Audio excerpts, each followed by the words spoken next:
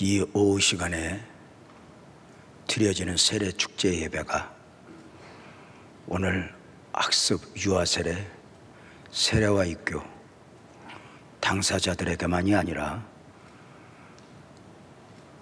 오늘 함께 머리를 조아린 우리 모든 성도들에게 축복이었으면 좋겠습니다. 기독교의 세례는 사람이 만든 종교 예식이 아닙니다. 세례는 하나님으로부터 시작이 되었습니다. 요한복음 1장 33절에 요한의 고백을 보겠습니다. 나도 그를 알지 못하였으나 나를 보내어 물로 세례를 베풀라 하신 그 하나님이 나에게 말씀하시되입니다. 오늘 세례가 축제가 될 수 있는 것은 이 세례 예식이 하나님의 명하심이었고 주님이 보이신 모범을 순종하는 것이기 때문입니다. 세례는 구원의 증표입니다. 분명한 것은 세례를 받아 구원을 받는 것은 아니지만 구원을 받은 사람은 반드시 세례를 사모하게 되어 있습니다. 오늘 말씀의 제목은 세례와 세례입니다. 두 종류의 세례이니 앞의 세례는 예수님의 세례이고 다음 세례는 우리가 받는 세례입니다. 공생애를 시작하시는 가운데 우리 예수님은 먼저 세례를 받으셨습니다. 이런 궁금증을 가져봅니다. 예수님에게도 세례가 필요했을까? 그렇습니다. 정확하게 말씀을 드리면 하나님이신 예수님에게 세례는 절대 필요가 아니었습니다. 예수님이 사람의 몸을 입고 오신 바 되었지만 죄인이 아니셨기 때문입니다. 다만 예수님은 하나님이신 예수님도 있지만 사람으로서의 예수님도 함께라는 것입니다. 이것을 신학적으로 이성 일인격 One person, two nature 이렇게 합니다. 한 분 예수님 안에 하나님이신 신성과 사람으로서의 인성을 가지셨으니 인격은 하나라는 것입니다. 예수님에게는 죄가 없으십니다. 사람의 몸을 입고 오셨음에도 불구하고 말입니다. 그것이 성령으로 잉태되셔야 할 이유였습니다. 그럼에도 세례를 받으셨으면 모범을 보이시며 의를 이루시기 위함이었습니다. 요한이 요단강에서 하나님의 명하심에 따라 세례를 베풀고 있었습니다. 많은 사람들에게 세례를 베풀고 있는 가운데 예수님이 요단강에 오셨습니다. 요한에게 세례를 받고자 하심이었습니다. 요한은 예수님을 보며 깜짝 놀랍니다. 안 됩니다, 예수님. 왜냐하면 적어도 예수님은 요한이 보기에 감히 신발끈을 잡기도 힘들 만큼 훌륭한 분이셨기 때문입니다. 요한이 어떻게 말렸는가 마태복음 3장 14절에 보면 요한이 말려 이르되 내가 당신에게 세례를 받아야지 당신이 내게로 옵니까? 망설이는 요한에게 15절에 예수님이 바로 이어서 말씀하십니다. 이제 허락하라. 우리가 이와 같이 하여 모든 의를 이루는 것이 합당하니라 입니다. 예수님은 하나님이셨지만 하나님과 동등됨을 취할 것으로 여기지 않으셨습니다.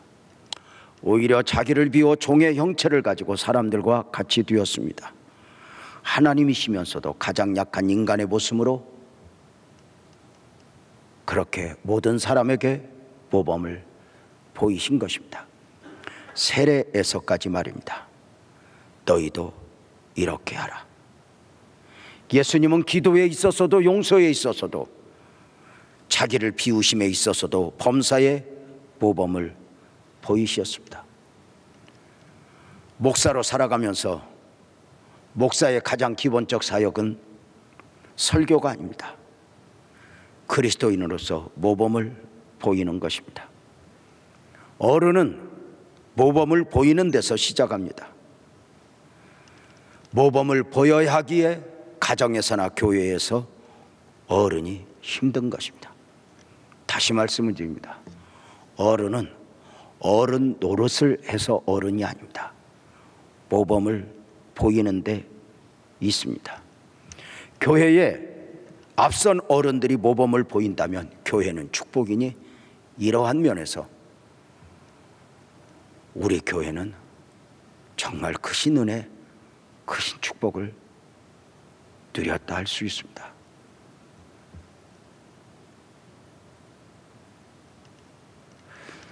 어쩌면 1세대라 할 수 있는 신윤석 장로님, 유재룡 장로님, 엄창수 장로님, 서영옥 장로님, 이런 한 세대가 지나고 이 항아리처럼 교회를 튼튼하게 세우는 과정 속에서 임창석 장로님, 정영주 장로님, 이분들이 이 거대한 사역을 감당하면서 교회가 이 일을 할 수 있었던 이유는 제가 정말 감격할 만큼 저를 섬기는 데 있어 성도들에게 모범을 보여주신 것입니다. 우리 목사님 왜 저렇게 해? 사실은 장로님들이 목소리를 조금만 높였다면 우리 교회가 혼돈이 올 가능성이 다분했습니다. 그런데 목사가 실수할 때마다 늘상 장로님들이 덮어주셨고 지금도 그러하고 계시니 어쩌면 유재명 목사는 그런 면에서 가장 은혜와 축복을 받은 목사였다 고백할 수밖에 없습니다. 예수님의 세례는 의를 이루시기 위하며 모범을 보이심이었습니다. 이제 모범을 보이신 예수님에 따라 우리가 받아야 할, 우리가 받은 우리의 세례를 보겠습니다. 먼저 세례의 의미에 대하여 말씀을 드립니다. 아까 3층 목양실 앞에서 자매 한 분이 목사님과 대화를 하는 중에 저를 보더니 큰 소리로 이렇게 묻습니다. 목사님, 세례의 의미가 뭐예요? 최후에 죽고 후에 사는 것. 귀한 자매는 그 한마디에 무엇인가 정리된 듯 아멘 했습니다. 죄에 죽고 의에 산다. 죄인이 죽고 의인으로 다시 태어나니 거듭나는 것입니다. 보여지는 육적 생명 안에 보이지 않는 영적 생명을 소유한 자가 되는 것입니다. 세상에 살지만 세례를 통해 나는 더 이상 세상에 속한 자가 아니요 육신에 속한 자가 아니요 영에 속한 자요 주님 안에 속한 자임을 세례로 고백하니 이것이 축복입니다. 오늘 세례 예식에 동참하는 분들에게 있어 세례를 받은 후에 나는 누구인가 분명한 자기 인식이 있어야 합니다. 무엇인가? 먼저 죄에서 자유한 자로서의 자기 확신입니다. 이 땅을 살아가는 모든 사람은 죄인입니다. 죄를 지어서 죄인이 아니라 죄인이기에 죄를 짓는 것입니다. 물 가지고 날 씻든지 불 가지고 태우든지 인간 안에 죄를 해결할 수 있는 방법은 없습니다. 그러나 이 죄에서 자유할 수 있는 방법이 있습니다. 사도행전 2장 28절, 마가복음 1장 4절은 말합니다. 너희가 회개하여 각각 예수 그리스도의 이름으로 세례를 받고 죄사함을 받으라. 죄사함을 받게 하는 회개의 세례를 전파하니라고 말을 합니다. 우리는 세례를 받으면서 이 땅을 살아가는 모든 사람들은 죄인인데 그 죄 가운데서 나는 죄 문제를 해결받은 사람으로 자기 확신이 있어야 한다는 것입니다. 죄에서 자유했다 해서 근본적으로 의인이 되는 것은 아닙니다. 그죠? 법적으로 의인이라 인정을 받는 것입니다. 이것이 이신칭의입니다. 세례를 받은 자는, 세례를 받는 자는 죄에서 자유한 자로서의 자기 확신이 필요하다. 두 번째, 예수님과 연합된 자로서의 자기 확신입니다. 세상에 속했던 내가 그리스도 안에 속한 자 되어 예수님과 하나가 되니 예수님을 머리로 한 몸의 지체가 되는 것입니다. 갈라디아서 2장 26절 27절은 말합니다. 3장, 너희가 다 믿음으로 말미암아 그리스도 예수 안에서 하나님의 아들이 되었으니 누구든지 그리스도와 합하기 위하여 세례를 받은 자는 그리스도로 옷 입었느니라. 그리스도와 합하여. 세례를 받은 후에는 이제는 나와 그리스도와 따로 떼어서 생각할 수 없습니다. 부부가 결혼을 하면 따로 떼어서 생각을 할 수가 없습니다. 함께여야 합니다. 결혼을 하고서도 따로 생각을 한다면 정상적 부부가 아닙니다. 마찬가지입니다. 우리가 세례를 받아 그리스도와 합하여 하나가 되었다면 따로 생각할 수가 없습니다. 하나입니다. 만약에 예수를 믿었다 하면서도, 예수님을 영접했다 하면서도 내가 사는 것은 내가 사는 것이 되어버려 따로가 되어버린다면 정상적 신앙인의 모습은 아니라 할 수 있습니다.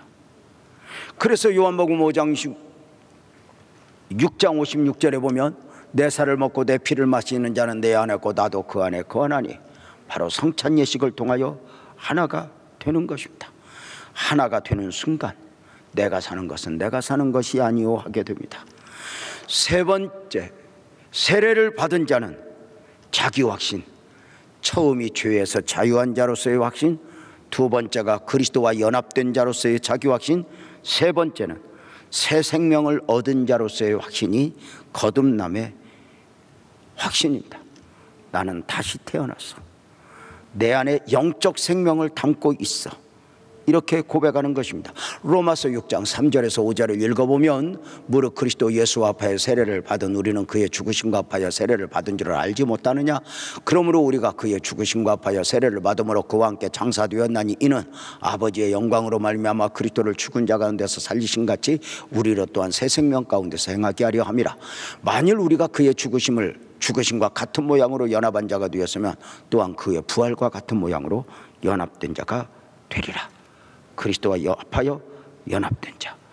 그래서 참 이 고백이 귀하고 복된 것입니다.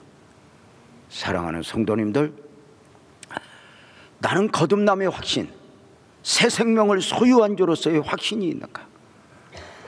이것이 얼마나 중요한 가치인가 부릅니다. 이것이 세상에 살면서 나는 세상에 속한 자가 아니오라고 고백을 하게 되어 있는 것입니다. 외력이죠. 세례를 받은 자는 삶의 목적이 바뀌어야 하니 이제 네 번째로 사명자로서의 자기 확신 가운데 세례를 받는 것입니다. 예수님의 세례는 공생의 사역으로의 결단의 출발이었습니다. 세례를 받으면서 사생에는 접고 공석 사역을 위해 출발하는 것이었습니다. 요한의 세례는 어떤 세례였습니까? 요한복음 1장 31절에 보면 나도 그를 알지 못하였으나 내가 와서 물로 세례를 베푸는 것은 그것을 이스라엘에게 나타내게 하려 함이라 입니다. 요한의 세례는 예수님을 나타내려 함이었습니다. 예수님도 세례를 받으시고 공생애를 시작하셨습니다. 예수님이 세례를 받으실 때 성령이 임하셨으니 마태복음 3장 16절에 보면 예수께서 세례를 받으시고 그 물에서 올라오실 때 하늘이 열리고 하나님의 성령이 비둘기같이 내려 자기 위에 임하심을 보았다, 이렇게 말씀합니다. 사랑하는 성도님들, 성령이 비둘기같이 임했다면 비둘기 같은 성령을 따로 말하는 것일 수 있겠지만 더 중요한 것은 공생의 사역을 시작하신 예수님이 앞으로 그 길은 재물됨을 위해서 가시는 것이다를 예표하니 비둘기는 가장 가난한 자가 드리는 재물이 되기 때문입니다. 세례를 받으면서 나는 이제 세상에 속한 자가 아니라 그리스도에게 속한 자요 고백과 더불어 나는 그리스도에게 속한 자로서 예수 믿고 살 것입니다, 여기에 만족하지 않고 나는 사명자로 살겠습니다, 하나님 나라를 위하여 그렇게 살겠습니다 결단한다면 이것이 큰 축복이 될 것입니다.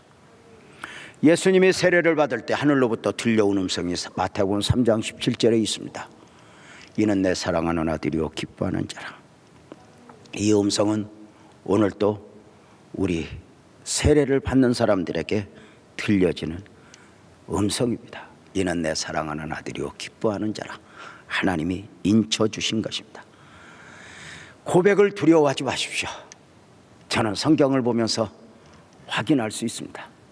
베드로가 주님 그리스도시요 살아계신 하나님의 아들이요 고백할 때 자기 생각과 판단에 의해서 고백한 게 아닙니다. 성령의 감동 따라 고백을 했습니다. 도마가 나의 주시요 나의 하나님입니다 고백할 때 자기 판단이 아닙니다. 눈을 열어주셨고 성령께서 하게 하신 것입니다. 우리는 종종 고백을 믿음으로 해야 하는데 잘못하면 생각으로 한번 거르게 됩니다. 그러면 생각 속에서 고백을 쉽게 할 수가 없습니다.